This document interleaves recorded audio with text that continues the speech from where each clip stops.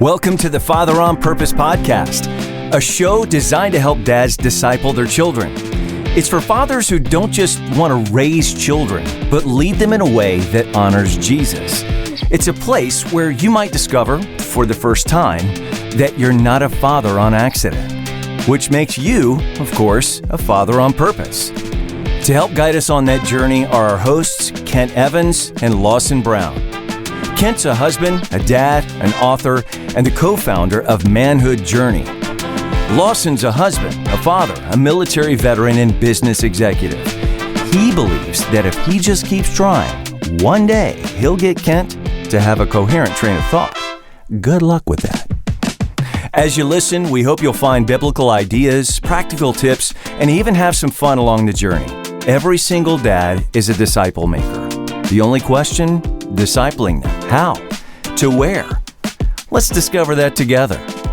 As we dive in, remember, you are not a father on accident, so go be a father on purpose. Welcome aboard. Hey, Dad, we're recording this episode around Mother's Day 2025. Now, you might be listening to this in the future, and it's not Mother's Day. However, don't be sad and don't turn it off, because you know what? It's always a good time to honor your wife, and if they're still alive, your mother-in-law, maybe your grandmother-in-law. Before we do that, I want to talk about our sponsor, Range Leather. Now, again, if you're listening to this the week of Mother's Day, you don't have time to do this, but get ahead of your wife's birthday, or get ahead of this coming fall season where we're going to be looking at Christmas presents. I don't know how many shopping days there are left till Christmas, but not all that many. You better hurry up. Go to rangeleather.com and order something amazing and use the code MJ15 to get 15% off. It could be a bag or a wallet, or it could be a purse or earrings or an Apple Watch band, a folio. Go to rangeleather.com today and use the code MJ15 and get 15% off your next order. And if you're feeling extra fun, head over to rangecoffee.com and pick up a bag of their coffee. I just had a few cups this past week of their Rwanda single origin. Man, it was delicious. Loved it. Had a blast. Enjoyed it. Go to rangecoffee.com. Over at rangeleather.com, you can use the code MJ15 and save 15%. Now, Dad, as we're diving in, think about Mother's Day and think about what you're going to be doing for your wife or your own mother, or maybe your mother-in-law this Mother's Day. And here to clear everything up and give us all the ideas that we ever need on this is my co-host, Lawson Brown. Lawson, solve the dilemma of Mother's Day. You were on a roll. Right, you were on a roll. There were a couple times I wanted to pop in, but you were on a roll, so I didn't interrupt you. You sounded good. I love how you said, if you're listening to this in the future, yes. What I think you mean is if you're listening to this and Mother's Day has passed, not if you're listening to this from the future. From the future. Right. Big difference. If you are listening to this from the future, just tell me what Bitcoin goes to so I can go ahead and bet big. Right. Tell us when Jesus is coming back so I can. Exactly. Yeah, it's a, and shame on us, but it took us a few years to figure out that we ought to do a Mother's Day episode. Ironically enough, thanks to my son, Alex, who produces our show. Thank you, Alex. Who was like, are you just going to ignore Mother's Day for another whole year? Yeah. I get to be with my mom on Mother's Day. I'm going to Nashville tomorrow, and then for a convention, and then coming back through Atlanta on a layover. And I thought, why don't I just extend it and rent a car? And so I'm going to drive from Atlanta to Macon and hang out with Mom for the short weekend. Haven't seen her in a bit, and I think it's an opportunity for us all. I was talking to Audrey about that. And I get such a kick out of her sense of humor sometimes. I was like, hey, you're not mad that I'm not going to be home, right, for Mother's Day? You okay? And she was like, I'm not your mom. I can see that coming. Way to go, Audrey. I know. And so she and Olivia are going to do something. I'm sure we'll FaceTime Abigail. But Yeah, for my own mom, we are separated by distance, by geography. We text a lot, but talk maybe every week or every other week, something like that. And it's just good to go and spend like actual in-person quality time. Relationships are built, with if relationships are built by brick, there's some big ones that come when you put time into the in-person opportunity. So I'm looking forward to that. We'll just, hang out at the house and chill and whatever, maybe make a meal or go out to eat, something like that. But I do love the thought of like, for us as dads, I asked my two girls about, what they appreciate, what they get from their mom, different than what they get from their dad, and was curious to get their answers on that. It was pretty cute, and I think pretty in depth. I think I wish I had asked instead of that, like specifically about us, like about me as a dad and her as their mom. I wish I had posed the question of what do you think people or children get in different ways from their dad versus their mom, because I was honestly having a little trouble getting some of their feedback and going, what do you mean I do that too? What do you mean? So insecure. It's just like, don't ask. Don't even ask. It's bad. But no, this is a good topic. And, us as dads, we get caught up in our fatherhood, and it's an opportunity for us to really do something special for our wives. And maybe even bridge a gap. I had the thought too, there's some folks that are divorced, and that can be a tricky balance. Like it's their mom, but the Bible calls us to honor our mother and father, and so if we want to model that, we as dads can do that. We have an opportunity to show our kids and maybe probe them for some ideas on what they should do. And it doesn't take a lot. We're not talking about we got to go break the bank and spend a bunch of money on somebody.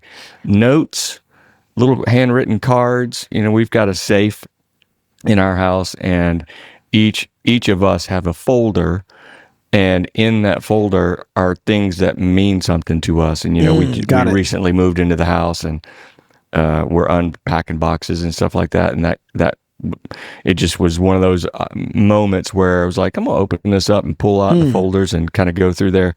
Man, it's some meaningful stuff, much more meaningful than a gift that someone just bought. Curious, 10 Lawson, years ago.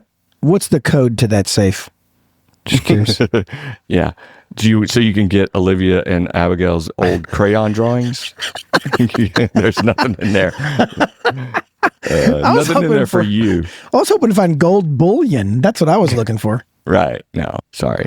Not here. No, to your point, like some of the things that we can encourage, for example, our boys to do, our daughters to do, our own children, for their mother, our wives, can be simple. They don't have to be costly. My boys for a long time have, both at Christmas and even at Mother's Day and other times of the year, have offered my wife some chores. Like they got to do chores anyway. There's things they have to do, but they might give her like a little coupon book or a card or a note card that says, hey, this is good for, one extra bathroom cleaning or one extra vacuuming. Yeah, right on. I like that. And when the kids are young, man, those matter. It's like just that 15 or 30-minute chore that, mom can cash in. And usually it comes with the stipulation that she gets to cash it in. It's like a wild card, and she can play it anytime she wants.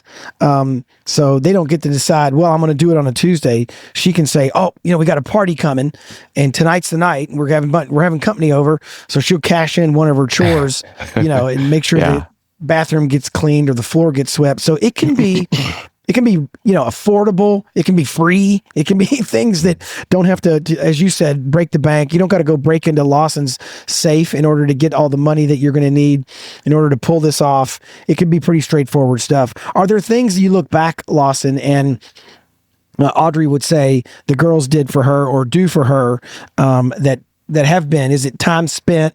Is it things that the girls have done over the years that y'all have found to be beneficial around Mother's Day?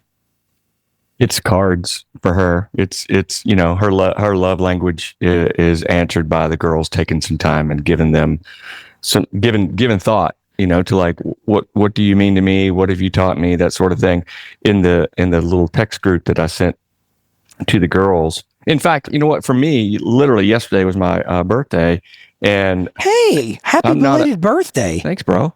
Yeah, man, I'm sorry I missed that again. Oh, good.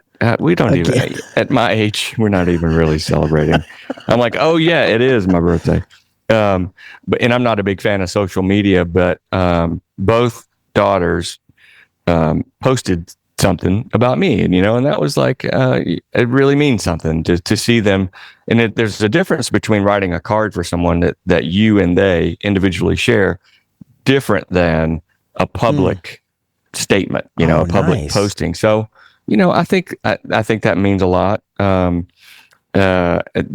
Interesting in the little text group, like I was saying, between myself, Abigail, and Olivia, when I asked them, like, what have you gotten from your mother that maybe I was lacking in, or because she's different than me and she's got different gifts than me.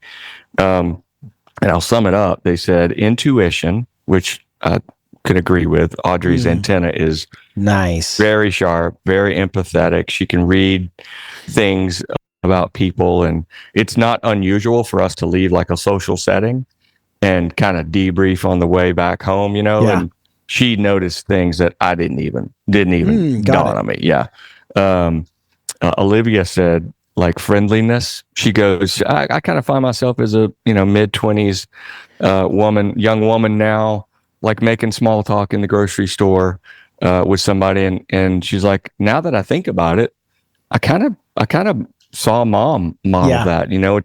It was just a character trait that Audrey's just like, hey, how are you doing? I love that blouse or whatever.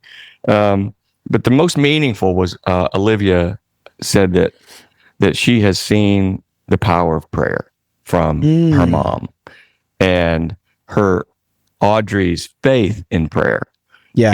And Audrey's go-to prayer being a real, just natural way that she lives.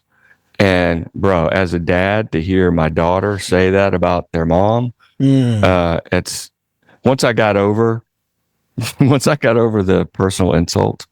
That's all. What do you mean I'm not friendly? No, I'm right. No, I'm teasing. I'm like, hey, I pray too. It was a real blessing to hear that. And I sent the recording of Olivia's cute little voice to you guys, and just hearing her say that out loud. I wish I had saved it. I didn't know that those things expire. When someone sends you an audio message, they just evaporate. It's like, doggone it. Audrey would love to have gotten that on Mother's Day. I wish I'd have thought about it. So, but that's another idea. Maybe you leave a little quick voice memo and send it to your wife, send it to your mother, and tell them. If you can't be there in person, tell them. Tell them what you want, what's on your heart. Wow, that is awesome. So, as I think about that, Lawson, I think about all the things that my boys either have picked up or should be picking up from their own mom. Back to your point, she's in God's word all the time. She's praying all the time. She checks in on them all the time. She makes a big deal out of key events like their birthday or their graduations, that kind of thing. Mm-hmm. My kids my kids may not even actually know their own age if it weren't for April, because if it were left to me, I wouldn't even probably celebrate their birthday. I'd be like, hey, did you have a birthday this month? And they would be like, I don't even know if I'm 13 or 17. Nothing ever happens around here. But April makes sure that every year there's balloons we blow up. There's the happy birthday sign. And it may seem like an insignificant thing or a small thing, but our boys know that their mom is paying attention to them. And they know that not only is she paying attention to them like physically or in an earthly way, like on your actual birthday, but that she's paying attention to them spiritually. She's praying for them. She's asking how she can pray for them. She has often gone to great lengths in probably ways that, for the most part, even my adult kids who are pretty perceptive, these guys, they pay attention. They're not self-absorbed young men by any stretch, but there's just so many ways that she's gone to serve them and has done things to help them that they would probably just take for granted. We joke around here, even though, got to be careful with the joking, that like if I were to pass away early, they would be fine. Like the boys would be fine. They would be fed. The bills would get paid. There were a lot of good things that would happen. But if Abram were to pass away early, there'd be a much bigger gap to fill. And not just like common things like, meal prep and all that. There's a spiritual depth to her that is significant that I would not replace. And there is a care and concern for others that I would not be good at filling that gap. I love that. The Exodus 20, verse 12 says, honor your father and your mother, that your days may be long in the land that the Lord your God is giving you. So it's a very straightforward command. It's one of the commandments, and so is it am I going to be tired Friday by the time I get to mom's house after the convention and the airplane and the rent a car, driving 2 hours? Yeah, it's not going to be easy.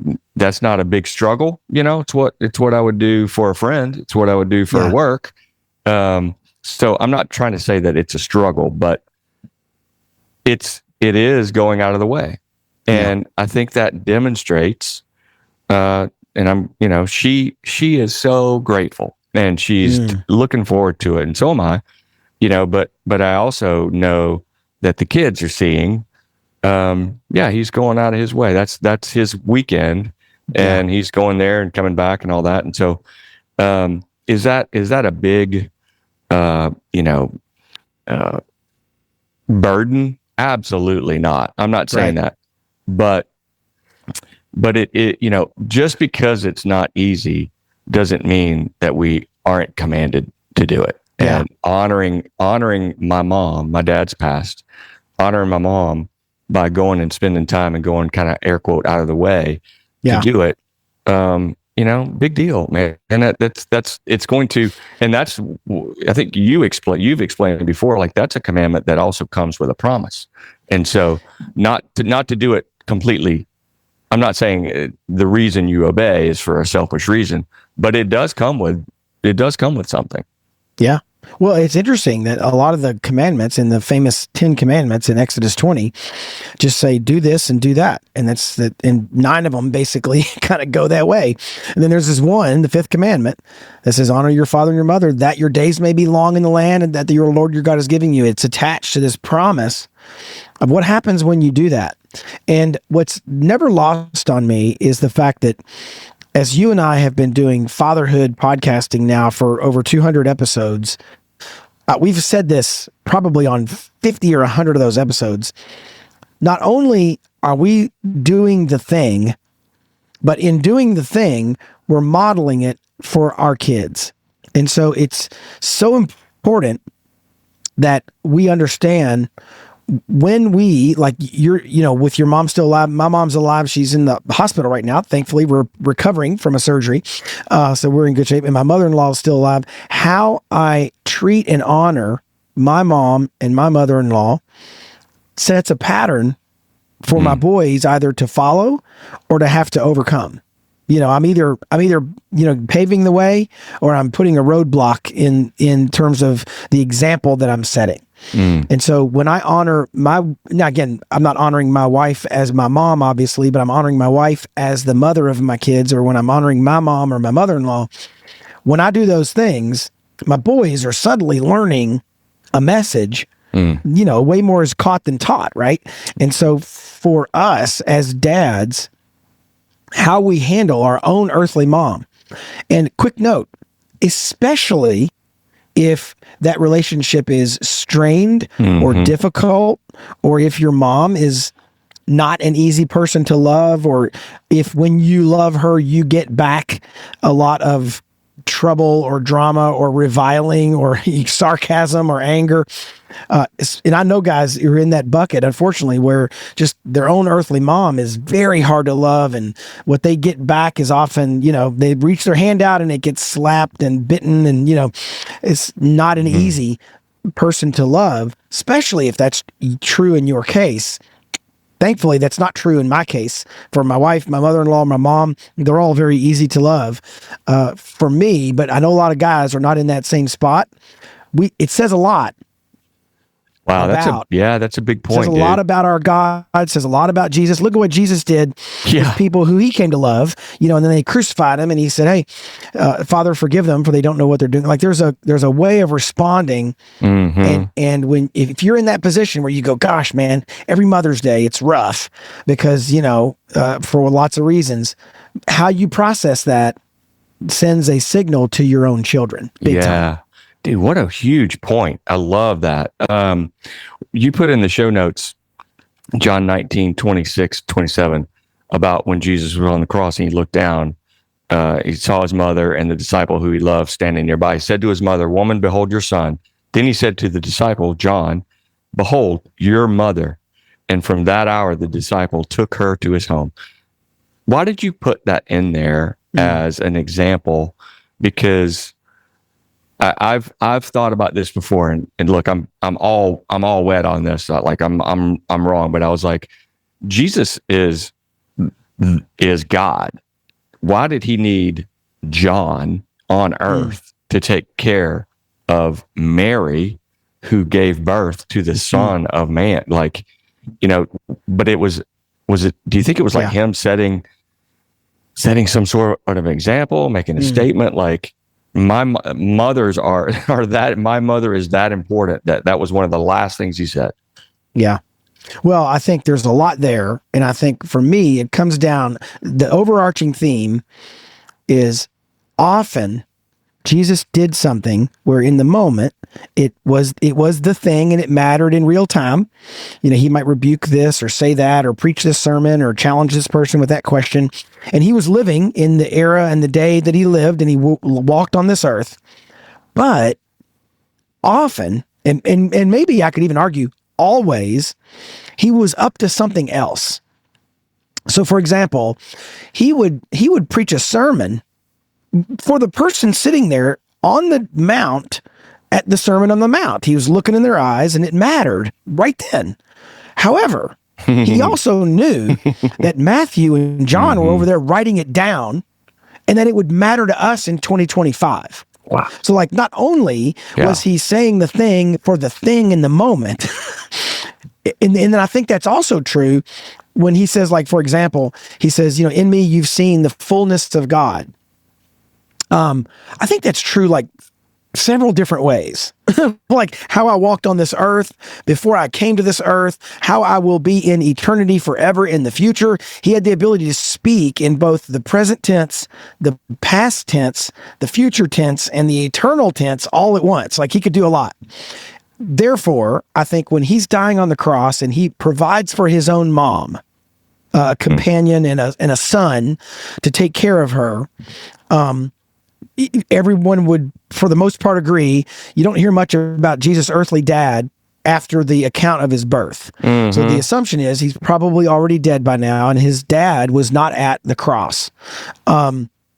So Jesus knows both for our example these days, 2025, let's say, but also in the Jewish culture, the husband provided. He was a farmer provider, and so often a widow didn't have a lot of good options. She didn't have a lot of good options. And so here was Jesus trying to, not that he didn't have other siblings, he had other brothers, but like he's trying to provide for his mom in a way that's tangible and meaningful, not only because Mary could benefit, but because today we could record a podcast about that, in 2025 and say, hey, guys, we need to do a great job of walking as Jesus walked and modeling this Christ-like care for other people, especially our own moms.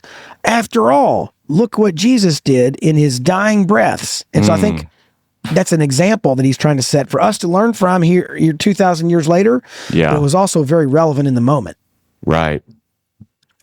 Let's hone in just a sec on the practical thought process of writing a note. Not everyone is great at transcribing their thoughts, in a way, and it doesn't have to be this. I just want to say it doesn't have to be this beautifully written, super deep and meaningful thing. But even after the fact, like let's say 2 weeks after Mother's Day, you're hearing this. It's not too late. Like right, write her a card, and yeah. If you are anywhere from 50 years, let's just say, and older, you've got I can just tell you have a mother that loves getting something in the mail versus an email or a text. There is something about a card in the mail, and so do that, and maybe thank them for something specific that comes to mind when you think of her, or when you hear someone else maybe talking about their mother that maybe they're struggling with their relationship. Let her know how thankful you are that you aren't, and that you can trust her and that you do depend on her. And look, if like you were saying, Kent, I've got a couple of friends that Mother's Day comes and goes, and their mother doesn't look for anything from them, and they don't really give it much thought. The relationship is broken or stale or whatever. Yeah. I think you resurrect that effort regardless. Yeah. And do something that honors your mother, because God tells us to. Yeah. And you honor your mother as an example, like Jesus did from the cross. And it's not for you, and maybe she won't even receive it well. Whatever. You do it. That's right. Yeah. Well, and what's interesting about that, Lawson, is I think there is the word that keeps coming to mind is the word notice. And let me explain it just a moment. Yeah. So often, moms do things that they believe, and this is probably the reason they believe it is because it's probably true. Nobody noticed, right? Like, oh yeah, right. They cut short, their thing, whatever their thing, their exercise, their grocery shopping or whatever, because one of their kids needed them to get back home, or they gave up something financial so that they could put that into their kids, college gift fund, or they didn't feel like they had the energy, but they still went ahead and wrapped that gift or made that meal or, cleaned that bathroom or whatever they did, went to work, picked up that second paycheck, did that part-time job. And the mom did it. And she just feels like, man, nobody even notices. And she's not going to wave a flag and go, look at me and how hard I work. And don't you see? All we got to do in some cases is just notice. It's just say, hey, I saw what you did there. And that could be, to your point, it could be a handwritten note, could be a text, could be a quick voicemail, could be anything that just says, hey, that time, it could be a week ago, could have been a year ago, could have been 5 years ago, when you just go back and you reflect and you go, shoot, I just now realized my mom gave up thing X, so I could have thing Y, whatever that thing it was. Just the fact that you noticed would actually be a massive blessing to your mom. Yeah, that's huge. I don't know how applicable this is, but my mom had a couple of jobs, and was my sister and I, when we were young, spent a good bit of time in a kinder care, and I believe, well, I know she has said it. My mom carries a little bit of guilt, that she worked so much and she wasn't maybe a stay-at-home mom, and that's just, I appreciate how hard she worked and all that she did. I mean, she was a remarkable social worker and drug and alcohol abuse counselor. She has helped so many people. I really admire that. I'm not walking around going grumbling about, my mom didn't do this or that. She worked too much. She was a great mom, and so maybe listening to you just now, to reinforce that I notice and that I appreciate what she did there. I saw it, and I reflect on it even as a grown man now. And I think that's a good word from you. Notice, like, what have you noticed about your life, about your mom, that you could call out? And again, I keep going back to writing something. I just think it's meaningful. For sure, call her. But sometimes, the call turns into, what'd you do yesterday? And, this or that, and my back hurts and whatever, whereas a letter is your undivided attention received by somebody that gives it their undivided attention about that specific topic and whatever you scribble out. I'm in a very fortunate position, and in some ways can't relate to some guys who might be listening to this, because I have a fantastic mother-in-law and I have a wonderful mother. So in my case, I have two women who have poured into me, who have encouraged me, counseled me, listened to me, invested in me. And I even think of specifically, I can think of just in the last few months, I can think of times when we either dropped our boys off at their home or condo and they spent time with them. There's tons of memories that our kids have connected to their grandmother, my mother and my mother-in-law, grandmothers. And I'm really fortunate. And I don't say that because, some guy who doesn't have that ought to feel sad or guilty, but just knowing that, I have a lot to be grateful for. I'm really grateful for my mother's, and I'm really grateful for my wife, even though I know she may not want to be put in the same category as you and I clearly hit the jackpot on. But man, there's a verse in Scripture that talks about the honorable woman, right? We quote it a lot around Mother's Day in Proverbs 31, and it's strength and dignity in verse 25 are her clothing. She opens her mouth with wisdom, and the teaching of kindness is on her tongue. She looks well to the ways of her household and does not eat the bread of idleness. You want to talk about a verse that almost, kidding aside, almost dysfunctionally describes my own wife. She's amazing, right? Is because you talk about a woman who is not idle. She's actually had to learn, and I would say in the last 10 years has gotten really good at being able to even have some days that are slower paced, or be able to let some things go that she would normally just have churned through, because she's the anti-idle, IDLE, like the anti-idleness person. She is fruitful and productive. And what's amazing is watching April, now we've been married 30 years, watching the last decade, not only is she what I would call physically and mechanically, active. In other words, she's fixing things and doing things and buying clothes and ordering stuff. Not only does she do those things physically, she's very active spiritually. And what I mean is she prays about things.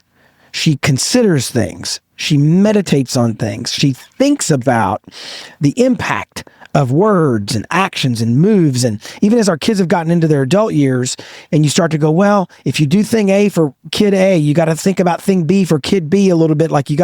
Now they're old enough to know the difference. I remember back when one of my kids wanted money, and I would either offer him $1 or 5 pennies. And they were dumb enough to take the 5 pennies, right? Because 5's more than 1. They get 5 coins. Why would I take $1 when I can get 5 coins? And you just laugh and go, you don't even understand. Well, when your kids get older, they understand those differences. They know the difference in value between A and B. And my wife thinks about that stuff. She cares.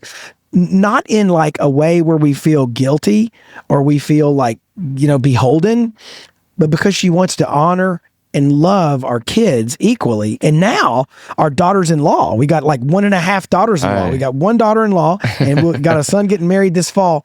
Oh, that's the half? That's what you're calling the half? Just kidding. We got one on the way. It's like I'm pregnant. I'm a daughter-in-law pregnant. So we got another daughter coming. And we've loved this girl forever. We've known her for years. And April sees her children as now 7, right? 5 boys that we've raised or in the process of raising, plus these 2 daughters. And she doesn't see them very differently. I mean, other than they're men and women, she's like, no, now we've got 7 kids. And she thinks about that stuff. So just shout out to my own wife, who as a mom exemplifies Proverbs 31. She does not eat the bread of idleness. Wisdom and kindness are on her lips all the time. Huge shout out to my wife, April, on Mother's Day, and to my mom, Judy, and to my mother-in-law, Carolyn. Very nice.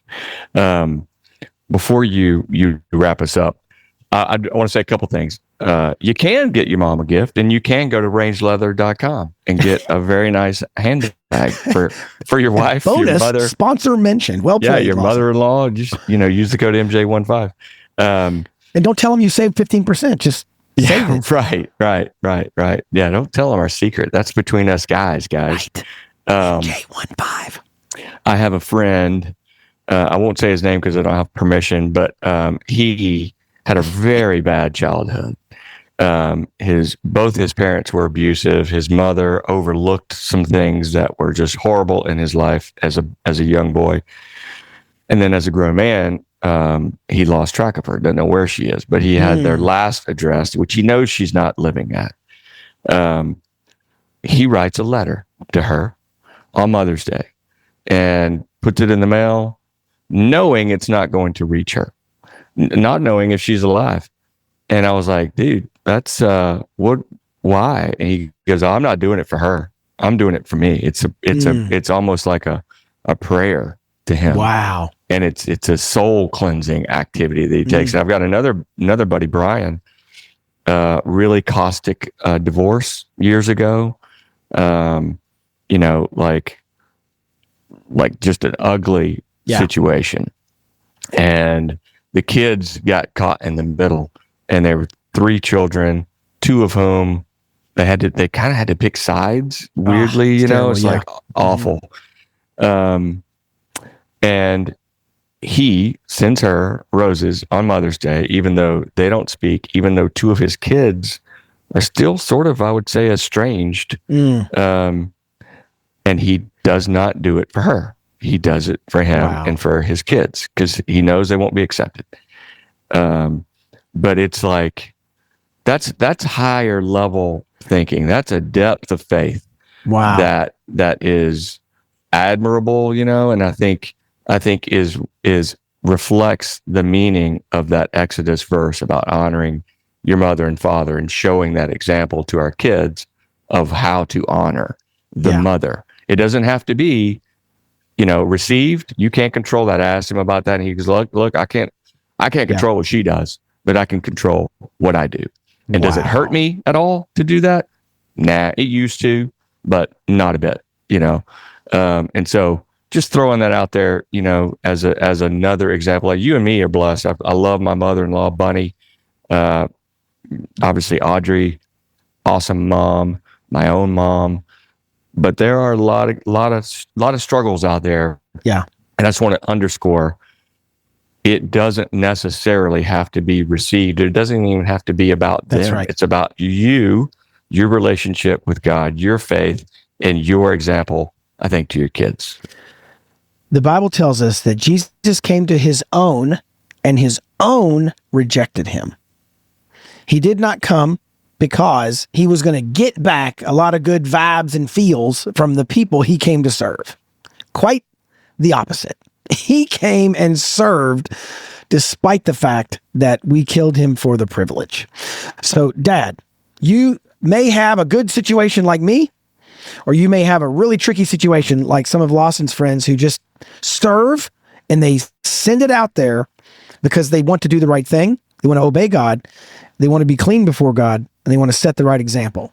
Wherever you are on that spectrum, go bless your wife, and your mom and your mother-in-law and any other women in your life who are moms this Mother's Day. Very, very happy Mother's Day to you and yours. Producer Alex here. Happy Mother's Day. We got a special message from my little brother Johnny going out to our amazing mom April, and another one from Lawson's youngest daughter Olivia to her wonderful mom Audrey. This one goes out to all the moms out there, the all too often unsung heroes of the home. See you guys next week. All right, I guess I will podcast. First thing that comes to mind when I think of something that I didn't just genetically get from mom, but I watched from learned behaviors is her, I guess, easiness to make conversation with strangers, with anybody. I remember when I was forming social behaviors, seeing mom in Publix, just talk to the person in line in front of us and just make a joke. And I'd be like, oh, mom just laughs with people. Mom just talks to people. Mommy's just social freeness and ability to just talk to all people, be kind to thy neighbor, is something I learned from my mom for sure. Obviously, Dad, you have great social skills. Oh, I see mom on her bike right now. Mom has always shown as an example that praying is not something that you have to follow a script, and we all say, thou Father, whatever that one is. It's always been a conversation that she has with God, and I've always had the concept of prayer of that, not a performative thing we do. She's just always had this intimate relationship of I need to pray about it, or I received insight because I did pray. One thing I've learned from my mom is the gift and sacrifice that is hospitality. She does a phenomenal job at opening up our home to friends and family at any occasion, and is always ready to serve an extra mouth at any meal. And I've learned a lot from that. And she's shown me that it's not about how much money it may take, how much work it might be to begin with, or how much work it might be after during cleanup. People are worth it, and she's done a great job at showing me that. And as I go to get married at the end of the year and hopefully have my own place and don't live in my parents' basement, then I'll have the opportunity to use that same skill. And it will take time for me to be as much of a pro as my mom, but that's something I've learned from her, and I'm really thankful for. Thanks, Mom. Hey, Dad, guess what? Today's episode does not get produced for free.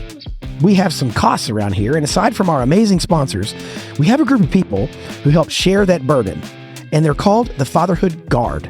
For $25 a month, you can join the Fatherhood Guard and be a monthly supporter of our ministry and this podcast. What do you get for that? Well, first, the joy of supporting a ministry like Manhood Journey. Secondly, you help animate things around here. You get cool merch. You get sneak previews. You're part of the insider club at Manhood Journey when you join the Fatherhood Guard. Would you consider doing that? Head over to manhoodjourney.org and you can join today. Secondly, consider sharing this episode with somebody you know. There's a pretty good chance that someone you trust shared this show with you in the past. Now, there are men around you who trust you. It might be your brother-in-law, your friend, your pastor. You know somebody who would benefit from today's episode, who's a dad that needs to be encouraged. Share this show with them today. And remember, as you go, you are not a father on accident, so go be a father on purpose. I can't hear you. Why are you talking? Blah, blah, blah, blah.